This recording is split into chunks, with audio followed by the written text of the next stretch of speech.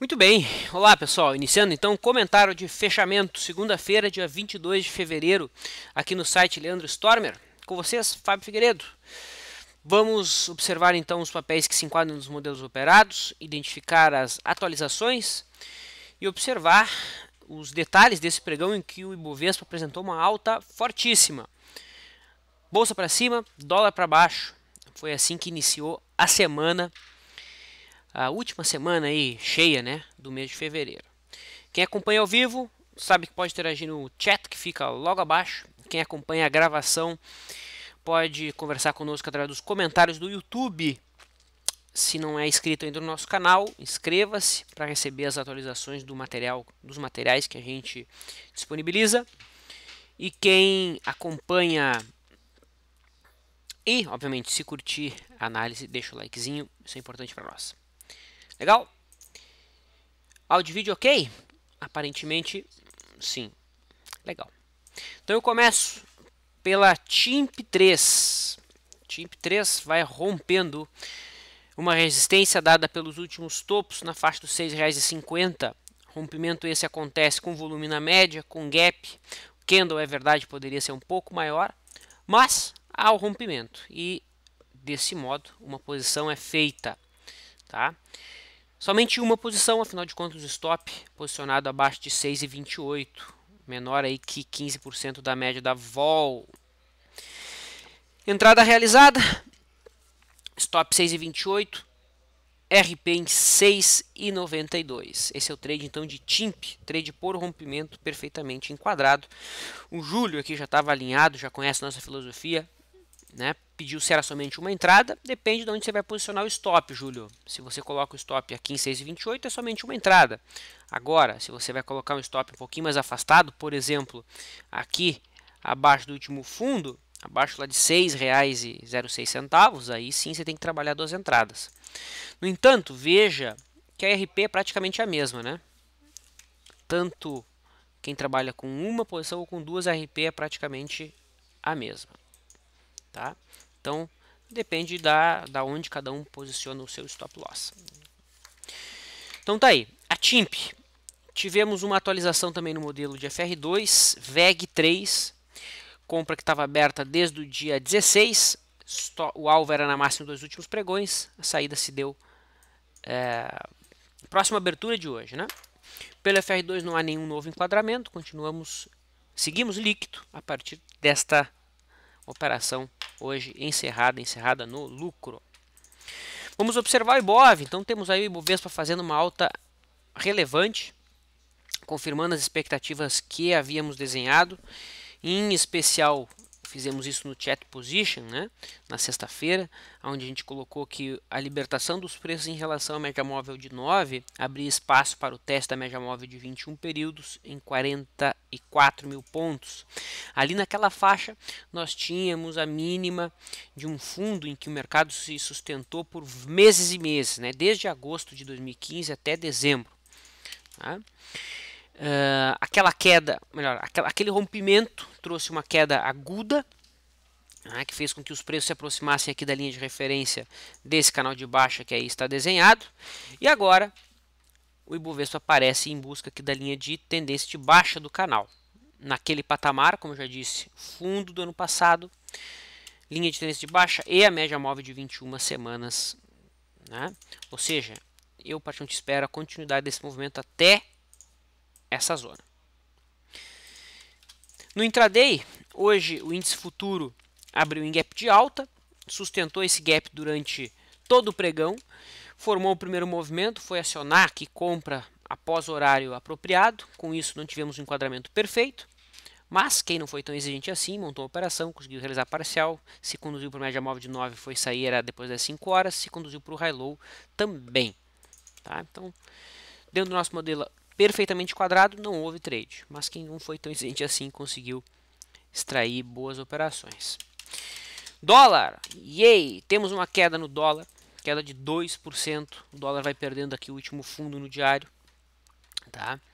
É interessante perceber isso, que não há uma tendência definida.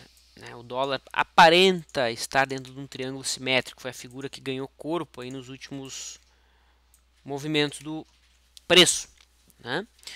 No entanto, quem vem nos acompanhando nos últimos chats sabe que a gente vim defendendo aqui uma reversão negativa, um padrão um pouquinho mais complexo no IFR de 14.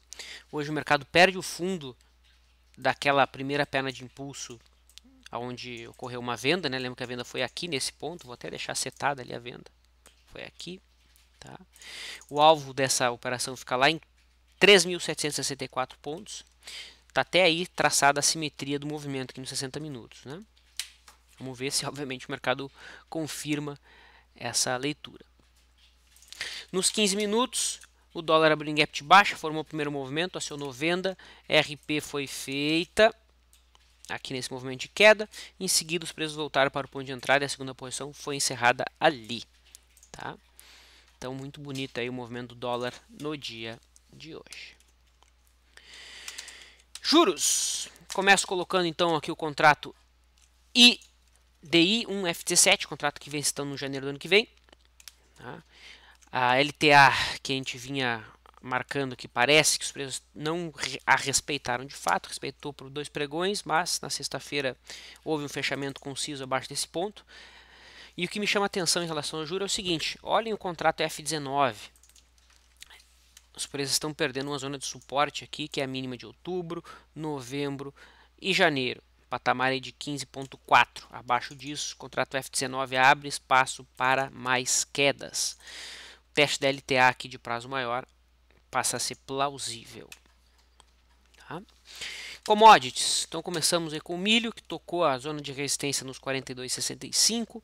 Quem opera por média móvel de 9 se é comprado. É um candle vendedor em cima de resistência? É, mas não vejo um argumento de venda sadio, tá? A não ser que você queira comprar o contrato K. Né? No entanto, observando a relação aí dos dois contratos, o CCMK pelo H16, a gente já teve, né, o spread aqui entre os dois contratos voltando para a média. Teve alguns amigos aí, eu sei, que montaram essa operação, né? Compraram um K e venderam um H. E o K subiu mais do que o H nesses últimos períodos, foi até a média. Amanhã ou depois, se esse spread conseguir se livrar da média, a banda superior de Bollinger passa a ser o objetivo. Então esse é um tipo de estratégia utilizada, né, quando há uma discrepância de valor entre contratos de diferentes vencimentos de mercados similares ou mesmo mercado. Tá? Legal. E o boi? O boi hoje corrigiu, BGI G16, queda de 0,10%, houve o teste da média móvel de 9, quem tem posição por ela, se é comprado até ela virar para baixo. Legal. Eu não costumo comentar o mercado americano, mas hoje o Dow Jones fez um movimento muito interessante, tá? Que foi o seguinte. Deixa eu só mostrar aqui a imagem. Eu lembro que no LS Live, no dia 10 de fevereiro, eu postei esse gráfico aqui, né? Ó, o Dow Jones estava 15.769 e aqui eu tinha deixado a minha impressão, né, que o mais provável seria que o Dow Jones estaria dentro desse triângulo simétrico em vermelho, de prazo maior, é claro. E ali parece que o mercado se sustentou, né? Foi bem na mosca lá. Ó. Agora está 16.600, quase 1.000 pontos acima daquele ponto que a gente viu dia 12 de fevereiro. Tá? Até salvei o gráfico aqui. Aí o mercado foi lá e fez um movimento de alta. Hoje a gente está tendo o Dow Jones rompendo uma zona de resistência, abrindo espaço para a busca da linha de tendência de baixa aqui desse triângulo, né, que coincide com a zona de topos dos últimos meses do ano passado. Tá? Então o Dow Jones tecnicamente agora está em tendência de alta, zigue-zagues ascendentes, médio subindo, preço acima da média. Destaques do dia. Então, além da TIMP, que nos chamou a atenção aí para uma posição, a gente pode comentar os destaques. Começo pela ABCB4, tá? Papel que vale a pena monitorar caso venha a romper esta resistência localizada aqui em 8,85, abre espaço assim para ir até 9,95. Falando em movimento até resistência, né? Simetria, olhem aí, que bonito esse movimento de Amar, né? A gente colocou que se os preços se liberassem aqui dos 5,44, a gente deveria ver ver o papel ir até a zona de 7. Hoje o mercado bateu em 7. Então quem montou esse trade já poderia pensar em sair da posição ou, né, manter o plano se o plano era outro. Se o plano era, por exemplo, conduzir por uma média móvel de 9 ou high-low, assim por diante. Arezzo é um papel que tocou uma linha de referência de um alargamento, mais claro aqui no gráfico semanal, montou fundo nesse prazo. No diário tocou média móvel de 21. No diário a situação não é tão limpa para uma operação, mas para position até que eu vejo espaço para uma recuperação ainda maior. Foi um dos destaques do dia. Assim como o Bradesco, que vai rompendo uma zona de resistência com gap com volume. Fábio, mas se está rompendo com gap com volume que ainda é bonito, por que não há compra? Porque dentro do modelo que a gente opera há o filtro aqui do LSVI, né, que mensura a distância dos preços em relação à média em função da volatilidade. Tá? Inclusive, existe um curso gratuito sobre como é que esse indicador funciona no nosso site. No entanto, Bradesco abrindo espaço para ir até a faixa de R$ 24,00, R$ 23,85. Para quem não é tão exigente, tem aí uma compra. Banrisul confirmou o candle de sexta, simetria aberta até R$ 6,00, onde tem uma LTB e topo de dezembro. CSNA3, papel que a gente falou no Visão desse mês, que tinha espaço para ir até a zona de 6,20, para lá que o mercado está indo, tem mais espaço sim para subir. Quem opera com média móvel de 9, se é comprado, uma pena, né, que aqui no dia 17 que houve o rompimento da resistência, o rompimento foi com candle fajuto, candle de dúvida, né? EZTC3, papel que a gente estudou uma operação hoje, acabou voltando, fechando abaixo dos 13,30, está rompendo aí um triângulo simétrico, fazendo um pivô de alta. Isso aqui se chama pivô de alta zigue-zague ascendente, né? JBSS3 está rompendo uma zona de resistência, ombro, cabeça, ombro sendo acionado. Uma linha de tendência de baixa mais curta também está sendo rompida, com gap com volume. Aqui é uma pena que o candle não é dos mais apropriados. Tá? No entanto, simetria aberta. Esse foi um papel que a gente falou no evento O que operar em 2016, né? Que era um papel que tinha espaço para alta, pois tocava aqui uma zona de suporte muito, muito forte. Essa faixa aqui dos R$ 10 no gráfico mensal, né? Do mesmo setor, Marfrig rompe uma zona de resistência com candle um pouco mais apropriado, com volume, rompe também um canal de baixa, ok? Não está tão esticado quanto parece. O que nos incomodou aqui é o fato de ela ser a Marfrig, né? A Marfrig adora romper falso, né? Rompe para cima da stop, rompe para baixo da stop. Então ela é bem complexa de trabalhar. Como aqui rompeu, voltou, aí aqui rompeu, voltou, aí aqui rompeu, voltou, aí aqui rompeu para baixo, voltou, aí aqui rompeu para baixo, chegou a andar, ó, rompeu para baixo, voltou, em relação à sombra, chegou a perder a sombra e voltou. Então a Marfrig é muito nervosinha, tá? Ela é muito arisca, mas quem tem um bom relacionamento com ela é uma operação válida, tá? Tem espaço para ir até a zona de R$ 7,20. MAGG3, papel que rompeu uma zona de resistência na sexta, tá? Vai confirmando esse rompimento hoje, superando a máxima daquele candle. Tem espaço para subir até 17,25. Tá? Que mais? Multi 3 vai rompendo aí uma possível bandeira, né? Mastro, bandeira, correção lateral. Aqui tem um gap, rompendo aí a linha de referência. Objetivo simétrico até 46,50. Acima disso, yay! R$ 59,00 é a próxima resistência dela. Tá? O papel que a gente falou, que eu falei semana passada, é um papel abcheira, tá? Não tem liquidez. Mas chegou a subir hoje 20%, né? Que foi FJTA4. É um papel que me chama a atenção aí, principalmente dentro de uma ótica de prazo maior. Parece ter um fundo arredondado, alguma coisa nesse sentido. Dos papéis mais líquidos, óbvio que eu não posso esquecer da senhora Petrobras, né? Alta forte em função aí do petróleo, né? Que também teve uma alta muito relevante. Petro 3 subindo mais de 15%. Vai tentando romper aqui uma zona de resistência, né? Se livrando aqui em termos de fechamento. Já há o rompimento, olha aí, um gráfico de linha, né? A gente já tem até uma simetria aberta, pelo menos até essa faixa aqui dos R$11. Tá? Então, o Petro 3 aí tem um cenário altista, sim, desenhado para os próximos períodos. Ok? Petro 3, sim. Petro 4, já falamos. Vale 5, lembro que na semana passada falamos que esse candle aqui do dia 17 não era um candle apropriado para vendas.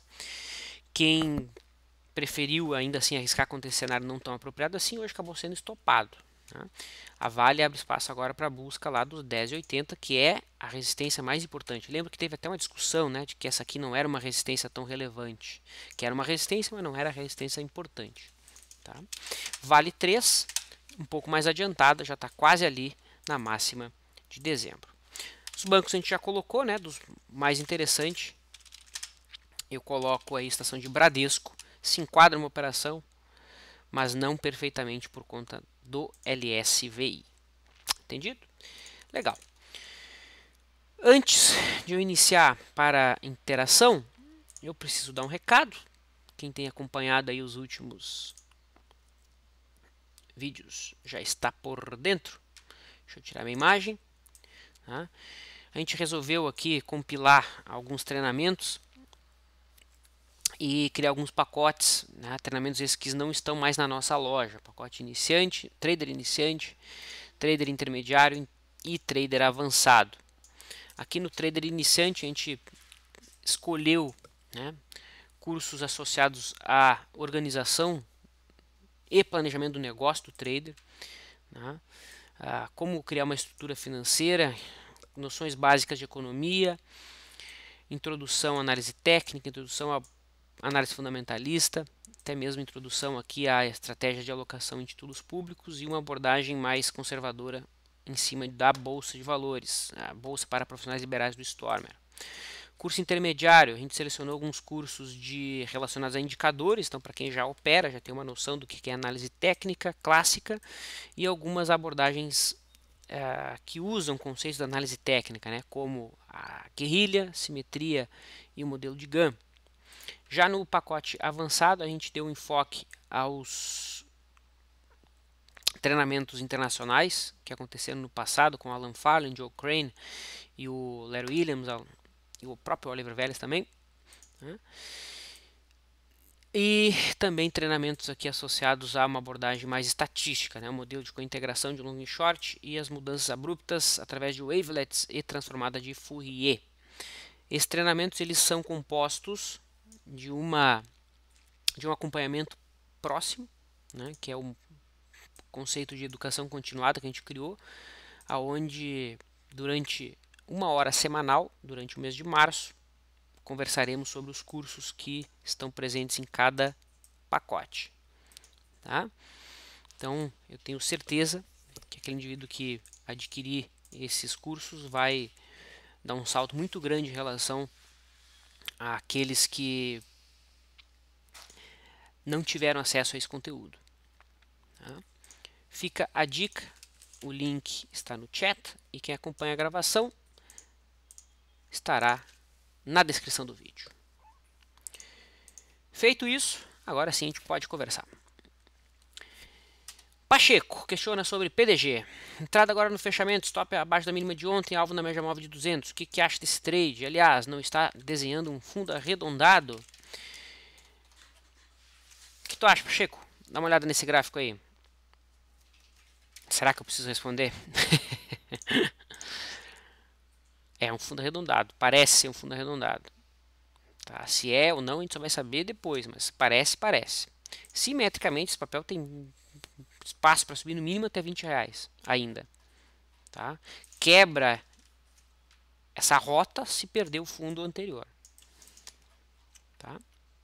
A média móvel de 200 que você citou, no momento ela está... Não, a média móvel está aqui, a média móvel de 200. O preço já rompeu a média móvel de 200. Só se você está olhando outro prazo, é o gráfico semanal da vida. Mas no diário a média móvel de 200 já foi rompida. Tá? Então, houve uma entrada hoje pelo modelo do Dave Landry. Quem montou, stop abaixo da mínima de 449.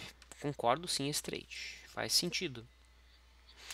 Comente salta forte de Vale Brap. Estaria em uma zona de resistência no diário? Não. A Vale 5 está rompendo, né, o que seria aqui uma zona de resistência, que é essa faixa aqui dos R$9. Topo anterior, tá? Gap e mínima anterior. Então está rompendo, está abrindo espaço para ir até a próxima resistência em 10,80.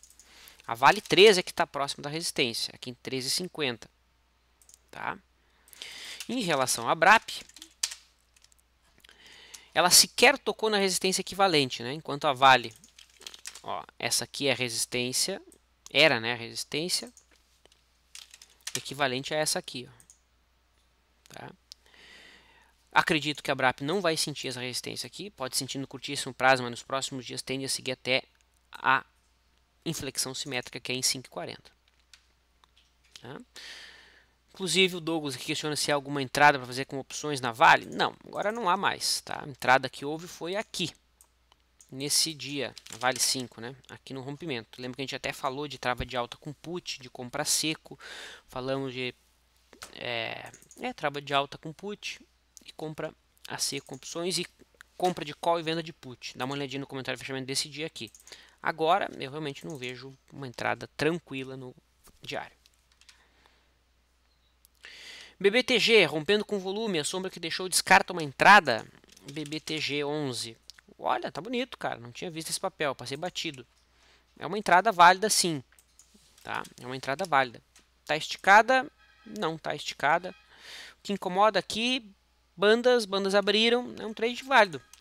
Não tá errado não esse trade, Mário. Passei batido por ele. Tá bonita, sim. Vale uma entrada para rompimento? Vale. Resistência? Até a máxima aqui do dia 26, ela tem caminho livre.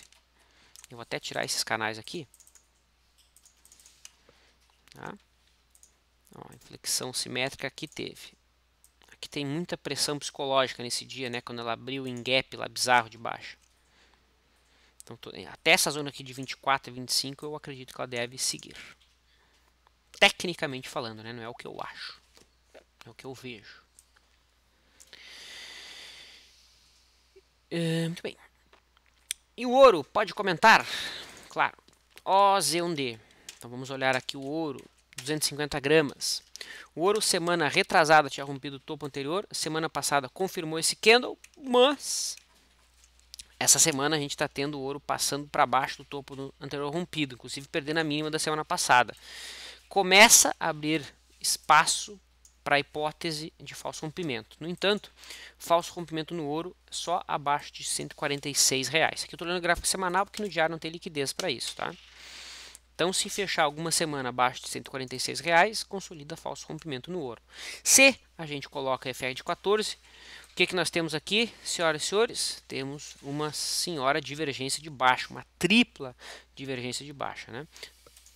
Topos mais altos no semanal, topos mais baixos no indicador. Tá?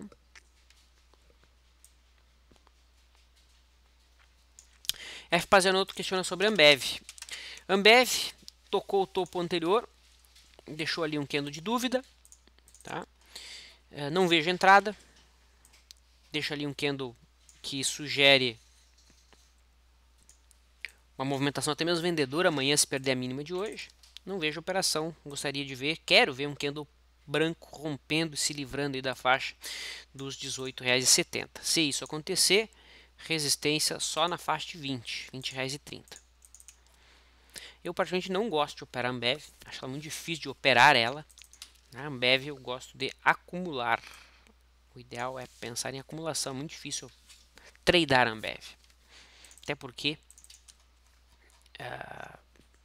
eu realmente não gosto, não é minha praia. Ronaldo pede avaliação de MRV para o médio prazo. Bom, MRV deu uma entrada aqui, né, nesse dia 18. A gente não deu, estava enquadrada perfeitamente, não deu entrada porque já tinha posição em Eventress, que é do mesmo setor. Né? Quem não tinha posição no setor entrou naquele ponto, mínimo já realizou parcial.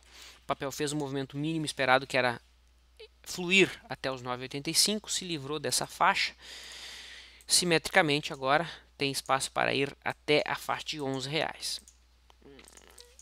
Se eu vejo entrada agora, não. Agora já se foi o disco voador, né? Tá subindo aí a 6 pregões consecutivos. LSVI em 40%. Candle fora da banda. Não vejo compra exatamente agora. Quem comprou, tá dentro. Quem não comprou, espera.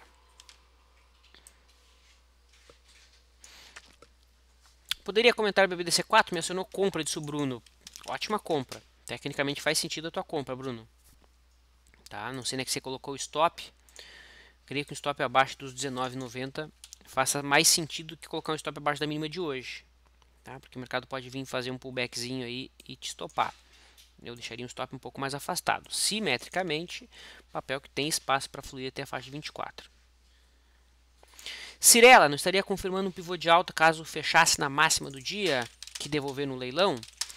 Cirela, bom, o pivô de alta, muita gente confunde, né, o conceito de pivô. Pivô é um zigue-zague, o primeiro zigue-zague que inverte a direção dos zigue-zagues anteriores.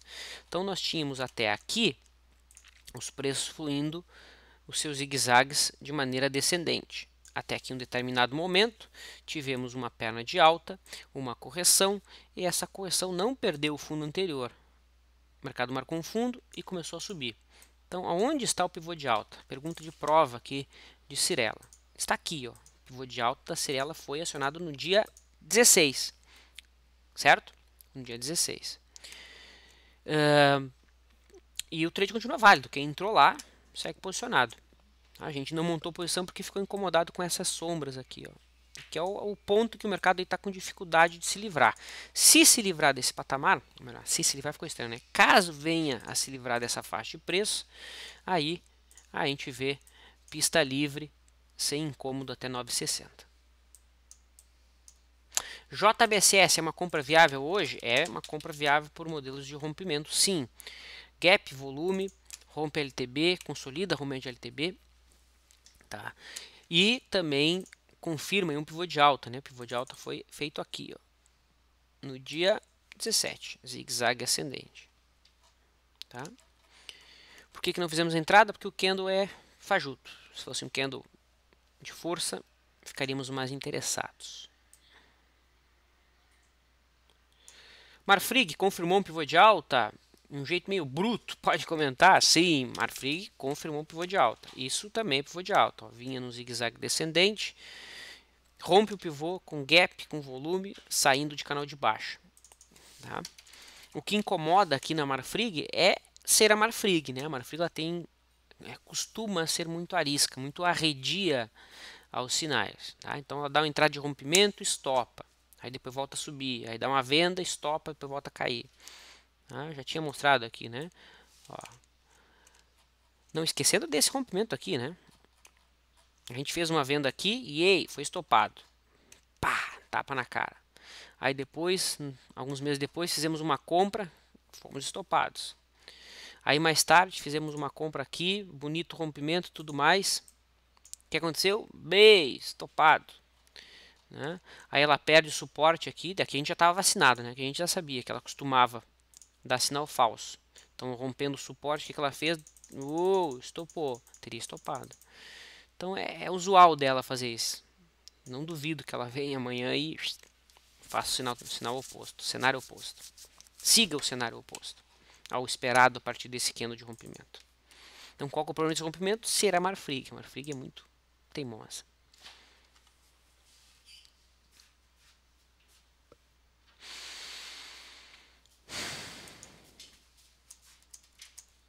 O Geistola faz uma boa pergunta. Uma pergunta difícil, mas boa.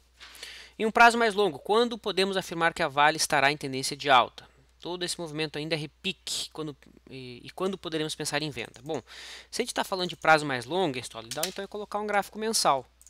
Tá? Então coloca lá o gráfico mensal da Vale. E a gente primeiramente observa para onde estão indo os zigue-zagues. Os zigue-zagues aqui no gráfico mensal estão indo para baixo. O que a gente tem? A gente tem um afastamento muito grande da média. Olha lá onde é que estava.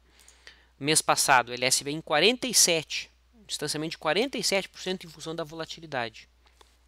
Tá? E o que a gente está tendo agora? Sim, é um pullback. Só que esse pullback, caso ele vá até a média, né, tem upside aí de 80%. Então não é porque está em tendência de baixa que o mercado não vai fazer um movimento de alta gigante. Tá?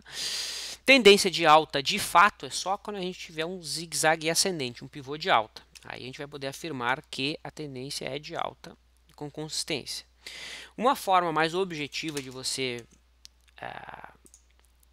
trabalhar com isso é observar no diário a posição das médias móveis de 21, 50 e 200. Quando você tiver as três médias subindo, como a gente teve a maior parte aqui do período de 2003, 2004, aqui, né? Todas as médias subindo, uma em cima da outra, uma acima da outra, aí a gente tem um cenário apropriado para afirmar, né, que a tendência é de alta. Ó. Por exemplo, aqui houve o cruzamento de... Não, aqui. Então, aqui a gente teve um alinhamento perfeito de todas as médias, 21, 50 e 200, em 2004. E isso perdurou até aqui em 2005.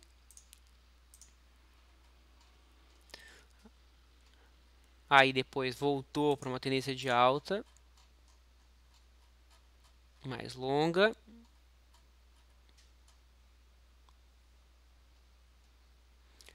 Aí saiu aqui temporariamente de uma tendência de alta mais longa. Aí ficou trabalhando de maneira mais errática, até que retornou para uma tendência de alta mais longa.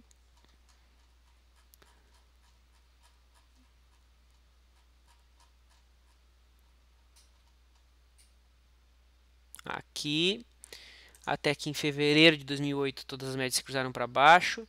Depois elas se cruzaram para cima de novo. Aí aqui se cruzaram para baixo de novo. E por aí vai. Tá? Então essa é uma forma de você identificar a tendência. Tá? Então aqui era uma tendência de alta, depois passou por uma tendência mais lateral, uma nova tendência de alta, enfim, por aí vai. Faça os seus testes. Essa é uma forma de você identificar, tá? No diário. É utilizar a posição das três médias. No momento, a gente tem as três médias dispostas para baixo, né?